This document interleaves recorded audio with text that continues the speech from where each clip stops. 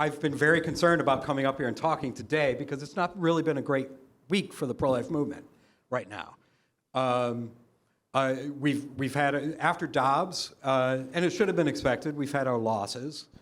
But then you had comments. Well, first, the RNC platform.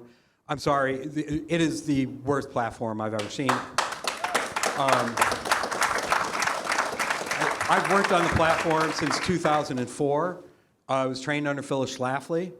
I was in Wisconsin, just got back last night. I was half surprised that Phyllis did not rise from the grave after reading the language in the platform. But the platform, to me, a lot of people can be like, well, it's a platform. It should reflect the candidate. That's not exactly true. The platform, to me, has always been a promissory note. This is what the Republican Party stands for. This is the ideals that we strive for.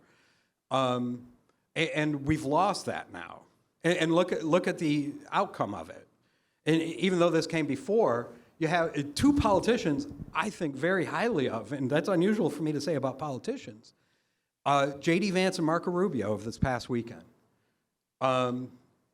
J.D. Vance says, J.D. Vance, I believe he's speaking tonight, I know, as well. So if you have a chance, ask him about this. Because over the weekend, he's pro-life, considered himself pro-life, but then he was asked about the abortion drug. And he said that he's okay with the abortion drug. Currently, about 70% of abortions are done through the abortion drug. So this is J.D. Vance saying he's okay with 70% of abortions, saying I'm pro-life, but I don't want to touch that issue because it's going to be too tough.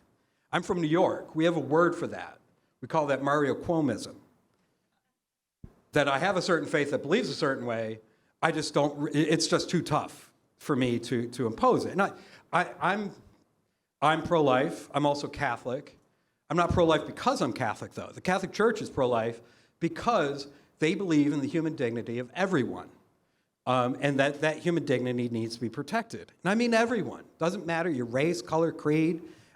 They're so devoted, even gingers, they believe, are equal. So that's what we're facing. And Marco Rubio, he said he has no problem if the Republican Party weakens its stance on the pro-life issue. I'm standing on the shoulder, in the pro-life movement, I'm standing on the shoulders of people who fought for decades to make the Republican Party pro-life. As pro-life as a Republican Party can be. The biggest oxymoron in the world is political leaders.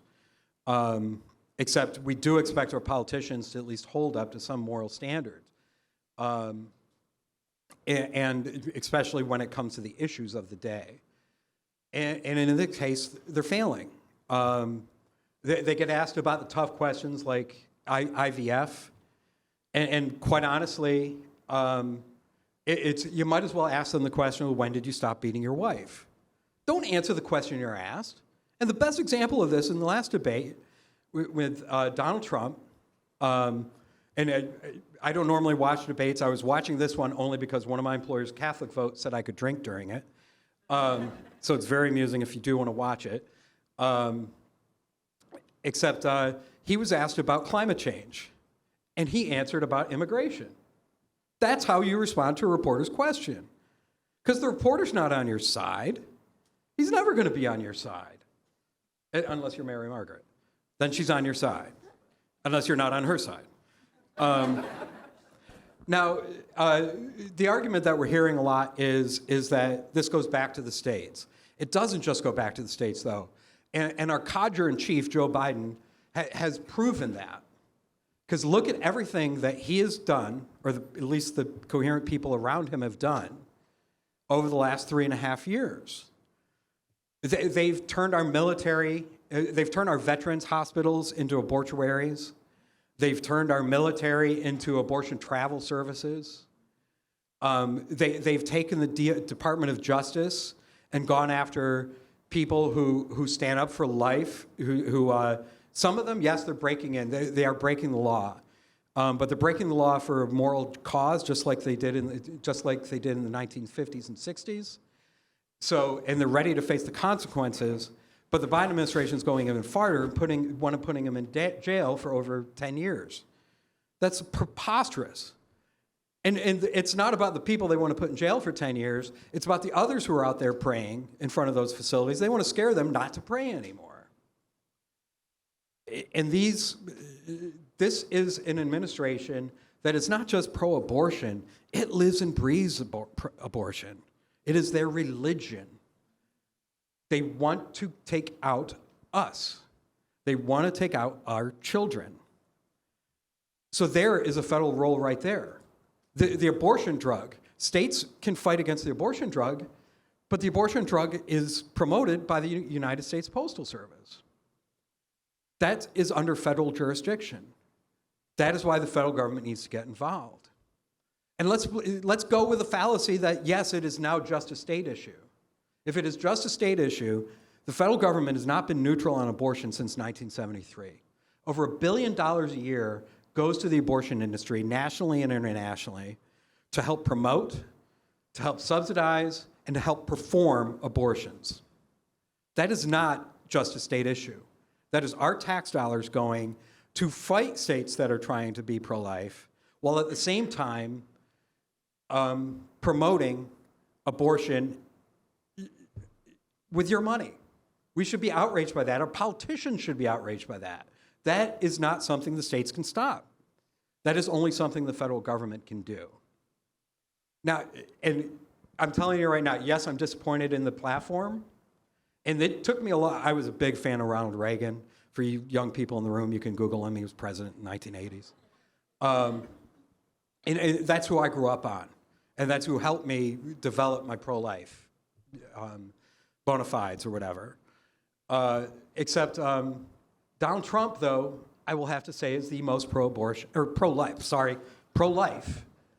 president we've ever had because of the actions he took. And that is how and Joe Biden is the most pro-abortion politician we've ever had. And that is the choice before us right now.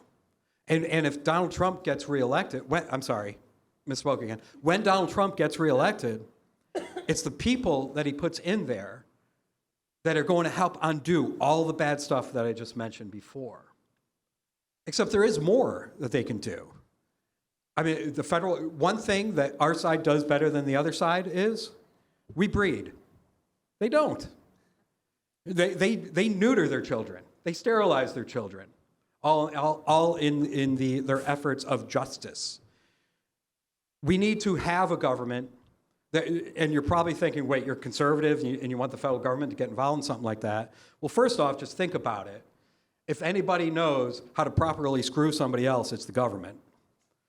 That was supposed to be a joke, people. This is why I should not have gone first. Except when it's true. Except, in all honesty, though, every department head, every secretary, every department head, agency head, should be given a mandate that any new regulation or rule you put out there, how does this affect the family? How does this affect the family that is struggling and deciding themselves economically why not to have children? And we need to change those policies and stop those policies. Why is education so expensive? Federal government subsidies. The cost of college education skyrocketed. Under George W. Bush and under other presidents, both Republican and Democrats, when they started subsidizing education more and more. Why is healthcare so expensive? And I'm not the expert on it, but because the government is so heavily involved. If you go around the government and the insurance companies and things like that and go straight to the provider and pay straight out cash, you'll find it's a lot less expensive when you take out all those different mandates and everything else that the doctors don't want to do. These are all things that the federal government can do, and it can be summed up in words that I think Pat Buchanan would use. Best thing the federal government can do to promote something like that is get the hell out of the way. Because they're the ones who are making it harder and harder to live your lives.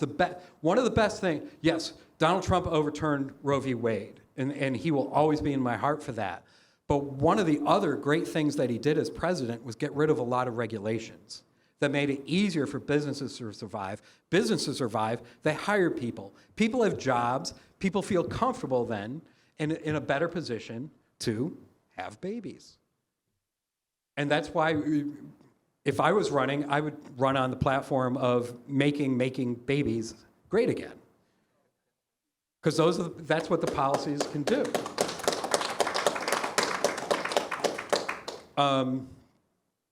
Well, as I said, I got in from Wisconsin. I'm a little tired. Just be happy this isn't in the afternoon. I might have been drunk as well and burnt this whole place down. But just in conclusion, at least from my remarks, is that this election is very important. And Donald Trump is the imperfect candidate. Joe Biden is the perfect candidate. The perfect candidate if you want to see this country go to hell. Because the policies he pushes forward, the other side isn't afraid to push different regulations and all that destroy families, that push for the abortion drug. The abortion drug. They have policies that if you're a 30-year-old soccer coach and you impregnate a 13-year-old girl, you can order by mail an abortion drug, and the only adult who's involved in this decision is that rapist. Not the 13-year-old girl's parents. They don't want them involved. And the same thing, Planned Parenthood now, one of their biggest income getters is these transition drugs and stuff. And the Biden administration wants to give them to 13-year-olds and younger. What that ultimately does, a lot of those then, it means that in the future it'll be much harder, if not impossible, to have kids. That's what the other side wants, though. Whether they know it or not, that's what the other side wants. So if you want a pro-life future, and we need to think beyond just this presidency, but beyond others, just get involved, get federal government disinvolved, get your local governments disinvolved. A lot of local governments also give to a lot of these bad causes. And get out there yourself. There are good pregnancy care centers can always use help. Different churches, they have different help out a family, a struggling family in need. These are the policies, personal policies, of how we make America great again and how we fight against the Biden administration, what they're trying to do.